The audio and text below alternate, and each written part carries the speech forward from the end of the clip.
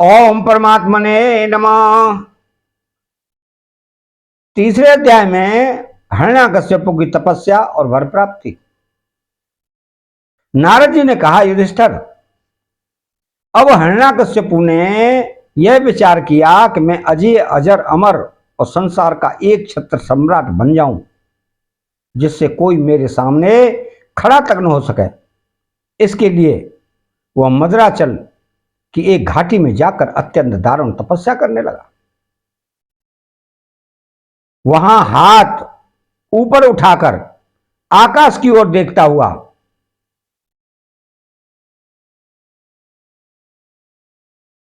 वह पैर के अंगूठे के बल पृथ्वी पर खड़ा हो गया।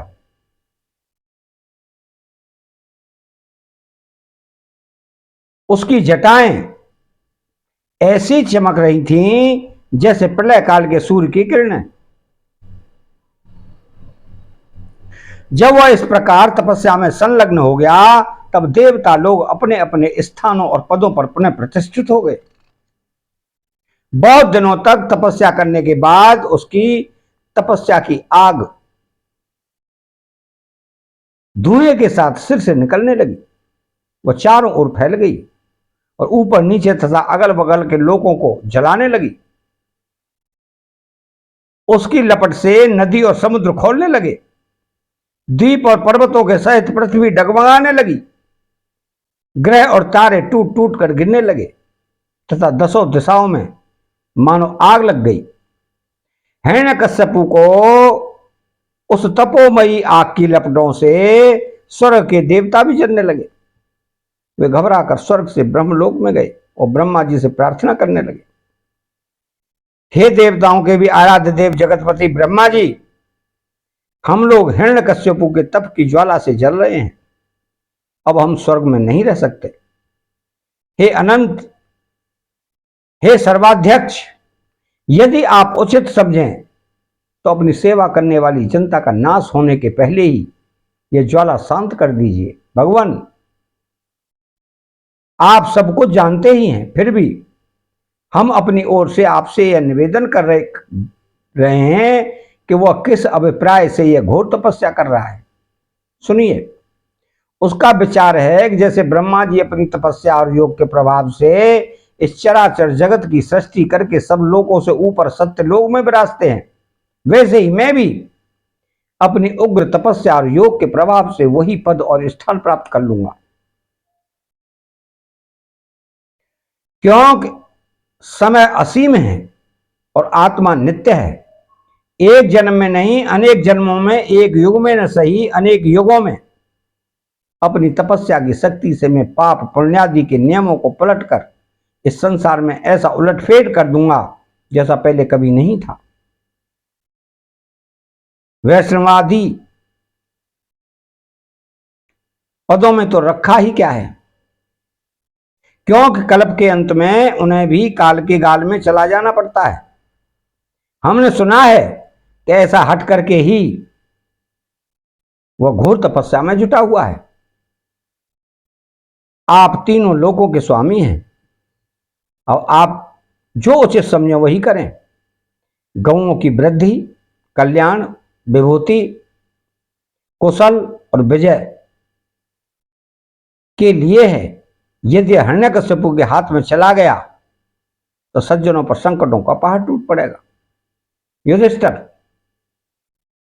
जब देवताओं ने भगवान ब्रह्मा जी से इस प्रकार निवेदन किया, तब वे भृगु और दक्ष आदि प्रजापतियों के साथ हिरण्यकश्यप के आश्रम पर गए। वहां जाने पर पहले तो वे उसे देख ही न सके, क्यों कि दीमक की मिट्टी, घास और बांसों से उसका शरीर ढक गया था। चींटियां उसकी मैदा, त्वचा, मांस और खून चाट रही थीं। बादलों से ढके हुए सूर्य के समान वो अपनी तपस्या के तेज से लोगों को तपा रहा था। उसको देखकर ब्रह्मा जी भी विस्मित हो गए। उन्होंने हंसते हुए कहा, ब्रह्मा जी ने कहा कि बेटा हिरण्यकश्यप, उठो उठो, तुम्हारा कल्याण हो। कश्यप नंदन, अब तुम्हारी तपस्या सिद्ध हो गई। मैं तुम्हें वर देने के लिए आया हूं।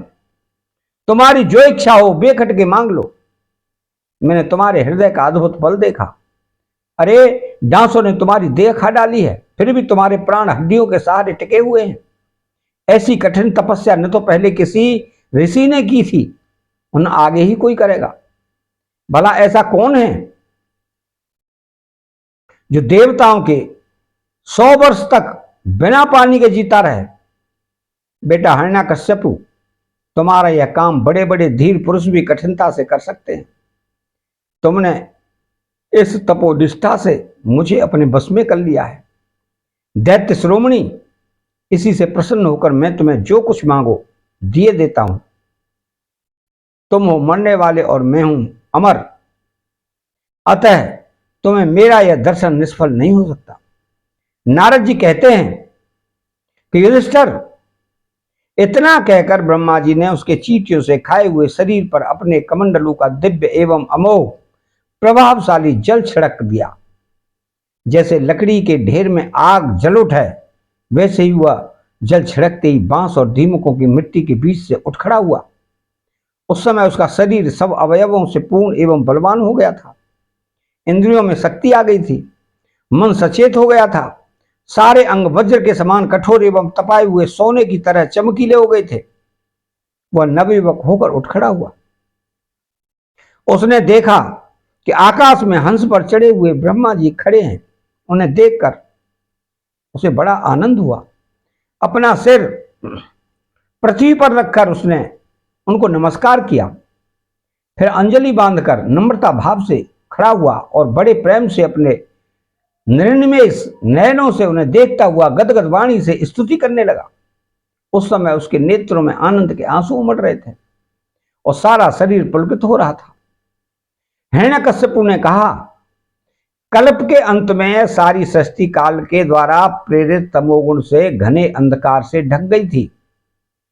उस समय स्वयं प्रकाश स्वरूप आपने अपने तेज से पुनः इसे प्रकट किया। आप ही अपने त्रिगुणमय रूप से इसकी रचना, रक्षा और संहार करते हैं। आप रजोगुण, सत्वगुण और तमोगुण के आश्रय हैं। आप ही सबसे परे और महान हैं। आपको मैं नमस्कार करता हूं। आप ही जगत के मूल कारण हैं। ज्ञान और विज्ञान आपकी मूर्ति है। प्राण, इंद्रिय, मन और बुद्धि आदि विकारों के द्वारा आपने अपने को प्रकट किया है। आप मुख्य प्राण सूत्रात्मा के रूप से चराचर जगत को अपने नियंत्रण में रखते हैं। आप ही प्रजा के रक्षक भी हैं। भगवान, चित्त, चेतना, मन और इंद्रियों के स्वामी आप ही हैं। पंचभूत शब्दादि विषय और उनके संस्कारों के रचयिता भी महन तत्व के रूप में आप ही हैं। जो वेद होता है, अर्ध्वर्यु, ब्रह्मा और उद्गाता, इन ऋत्विजों ने होने वाले यज्ञ का प्रतिपादन करते हैं। वे आपके ही शरीर हैं। उन्हीं के द्वारा अग्निष्टोम आदि 7 यज्ञों का आप विस्तार करते हैं। आप ही संपूर्ण प्राणियों के आत्मा हैं, क्योंकि आप अनादि, अनंत, अपार, सर्वज्ञ और अंतर्यामी हैं। आप ही काल हैं। आप प्रतिक्षण सावधान रहकर अपने क्षण, लव आदि विभागों के द्वारा लोगों की आयु क्षीण करते रहते हैं, फिर भी आप निर्विकार हैं। क्यों? कि आप ज्ञान स्वरूप परमेश्वर, अजन्मा, महान और संपूर्ण जीवों के जीवन दाता अंतरात्मा हैं। प्रभु, कार्य, कारण, चल और अचल ऐसी कोई भी वस्तु नहीं है जो आपसे भिन्न हो। समस्त विद्या और कलाएं आपके शरीर हैं। आप त्रिगुणमयी माया से अतीत स्वयं ब्रह्म हैं। यह स्वर्णमय ब्रह्मांड आपके गर्भ में स्थित है। आप इसे अपने में से ही प्रकट करते हैं। प्रभु, यह व्यक्त ब्रह्मांड आपका स्थूल शरीर है।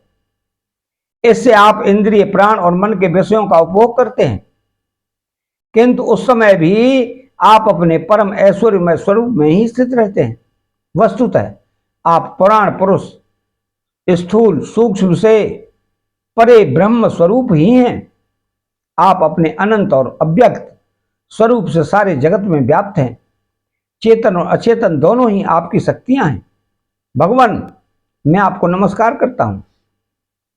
प्रभु, आप समस्त वरदाताओं में श्रेष्ठ हैं।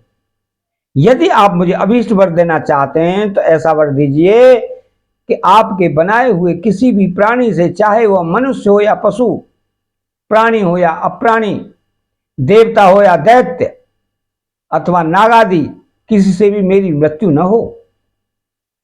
भीतर बाहर, दिन में रात्रि में, आपके बनाए प्राणियों के अतिरिक्त और भी किसी जीव से, अस्त्र शस्त्र से, पृथ्वी या आकाश में कहीं भी मेरी मृत्यु ना हो। युद्ध में कोई मेरा सामना न कर सके। मैं समस्त प्राणियों का एक छत्र सम्राट हूं। इंद्रादि समस्त लोकपालों में जैसी आपकी महिमा है वैसी ही मेरी भी हो। तपस्वियों और योगियों को जो अक्षय ऐश्वर्य प्राप्त है वही मुझे भी प्राप्त हो जाए। अतः तृतीय अध्याय यहां समाप्त होता है। चैनल को सब्सक्राइब करें, बेल आइकन घंटी को दबाएं और कमेंट बॉक्स में श्री राधे कृष्णा लिखें। जय श्री कृष्णा।